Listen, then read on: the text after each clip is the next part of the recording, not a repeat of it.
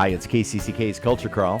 I'm Dennis Green, and my guest today is Maestro Tim Hankewich from Orchestra Iowa. Great to see you. We're back again. Yeah, it looks like if it's September, it must be time for a new orchestra season. Absolutely. And a special season this year. Dennis, we've been doing this for 20 years. On the one hand, I can't believe that you've been here for 20 years. Yeah, neither can I. But on the other hand, I don't really remember a time. I mean, I do because I'm old, but I don't really remember a time when you weren't at Orchestra Iowa. Well, we've been doing this for 20 years, and the one thing that has remained constant is that we've just gotten better looking every year. How is that possible when you're as awesome as we are? I know, and yet we improve every year. Here we go again. Yes. You program every season. Sure. Yes.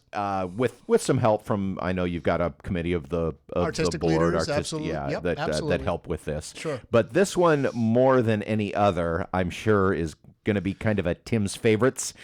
Is this Tim's greatest hits this year? It's not quite the greatest hits, but there are sprinklings of certainly my touch in some of these programs.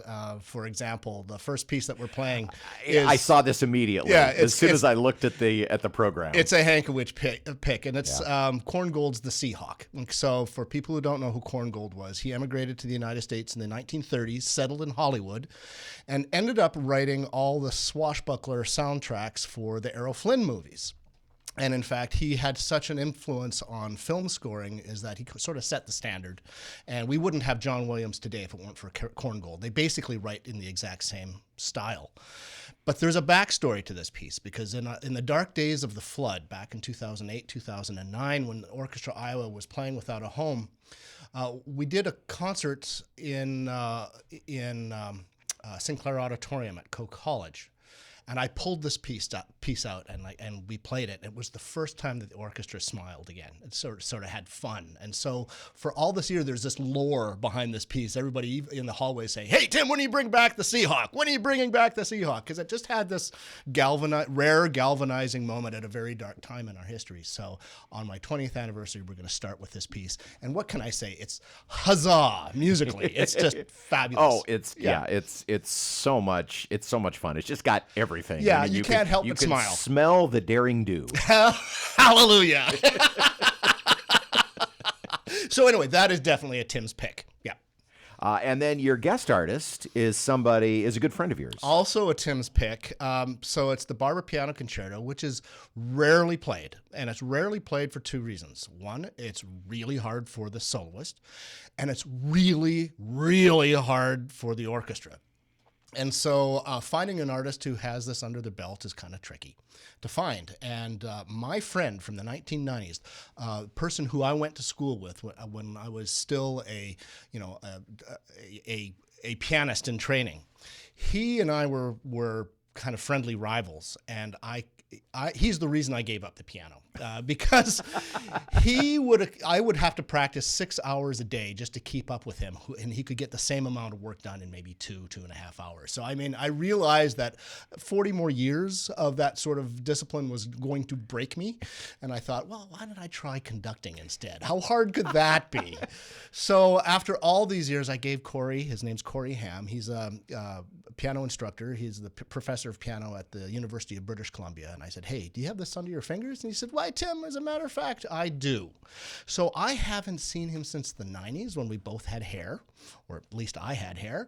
And so it'll be great to actually share the stage as professionals to do this piece. So it's going to be a very emotional. Oh, so you really haven't hung out since college. I have not seen him for like 30 years. Wow. And so this was sort of, hey, this is yet another Tim's pick, because I just needed to make sure that we shared the stage at least once in our professional careers together. And then, as if that weren't enough, that sounds like a concert right there. Yeah. Then you're also going to tackle Rachmaninov. Oh, sure. Yeah, how hard could why that not? be? Why not? Now, Rachmaninov usually is featured as the concerto. because he was arguably the greatest pianist who ever lived, and his concertos are spectacular. But he was also a leading symphonist, and arguably his most famous and his greatest symphonic work is his Second Symphony, which we're also going to be doing that. And it's because it is kind of the piano concertos are kind of the ones that that's the ones that are in the movies. Absolutely. And what was wasn't there a movie about Rachmaninov Third Piano Concerto? Absolutely, and you hear them in soundtracks all the time, and even the Second Symphony has a cinematic quality. And ironically enough, in the late 30s, early 40s, Rachmaninov, escaping the Nazis, settled in the United States in Hollywood and lived blocks away from Stravinsky and Gershwin, and I'm sure rubbed shoulders with Korngold. And even though he didn't write music for film, his sweeping cinematic style of writing influenced all the composers of the day, and so he's sort of like an honorary film composer in regards to he influenced the Hollywood sound, and you can hear this in this Second Symphony because it's just one sweeping melody after another, and these incredible emotional payoffs. I mean, it's just great fun music to play and great fun music to listen to. And isn't this the one? Is this the one that shows up in All by Myself? No, that would be the Second Piano Concerto. However, okay. A lot of Rachmaninoff themes end up in pop music, and I'm sure there's one or two in the symphony. So if you're saying, hey, I think I've heard this before on the radio, maybe, chances are you have, because so many other artists have like ripped off the great melodies of Rachmaninoff and reinterpreted it into something more contemporary. Orchestra Iowa opens its 25-26 season Saturday and Sunday, as usual. Paramount Theatre on Saturday. Right. Sunday at Voxman. Correct. And that's going to be a lovely place for us to play. Now, we're doing something slightly different because it's my 20th year at 5 o'clock, 2.5 hours before the downbeat at Crafted. We're going to have Martinis with the Maestro. Oh. As sort of a get-together and a thank you. And the first Martini is on us. And it's a big celebration for our 20th year. And then we actually start with insights 45 minutes before the program. And then, of course, the program itself.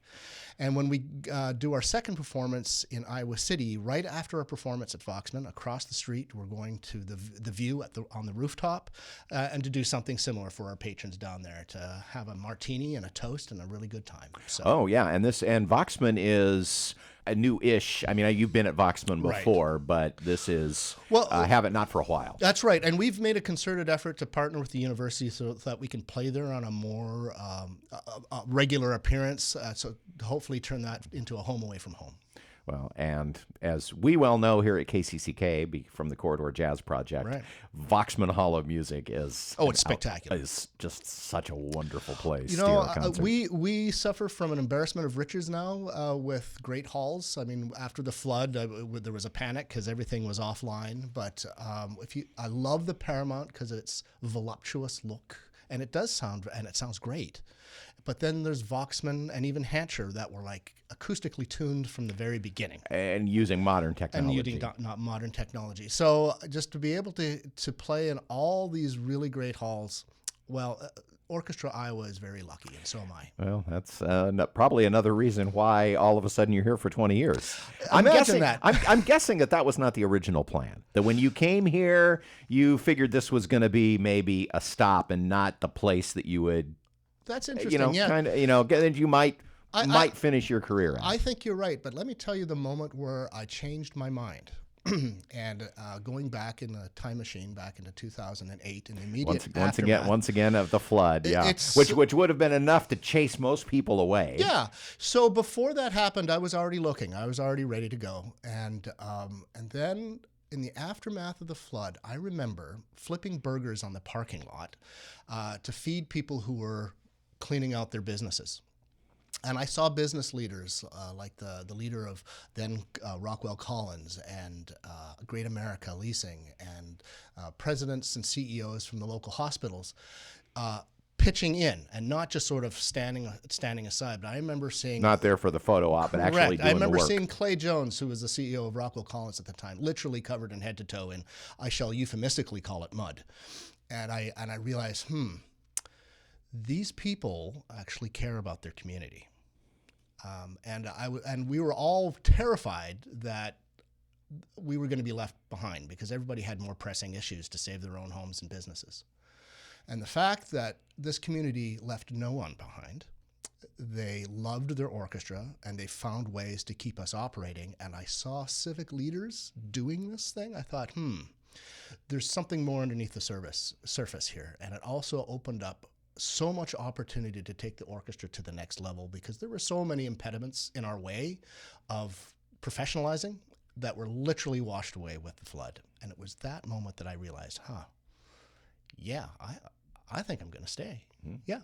So here we are. And we're all the better for it. Certainly the orchestra, as you said, you've truly taken it to the next level over these They last are 2 a dream decades. to work with. Yeah. I got to say, I'm a very lucky person. Don't miss the opening of Tim's 20th, Saturday and Sunday, Paramount Theatre and Voxman Concert Hall. You get tickets at the usual website, which is orchestraiowa.org or artsiowa.com. All right.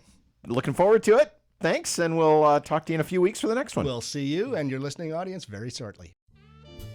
You can hear the Culture Crawl live on the radio most weekdays at 10:30, on demand at kcck.org/culture, or subscribe using your favorite podcast player. Watch our videos on the KCCK Facebook and YouTube channels. Our producer is Lydia Kilgore. The Culture Crawl theme is composed by Vivian Shanley. I'm Dennis Green, and I'll talk to you later.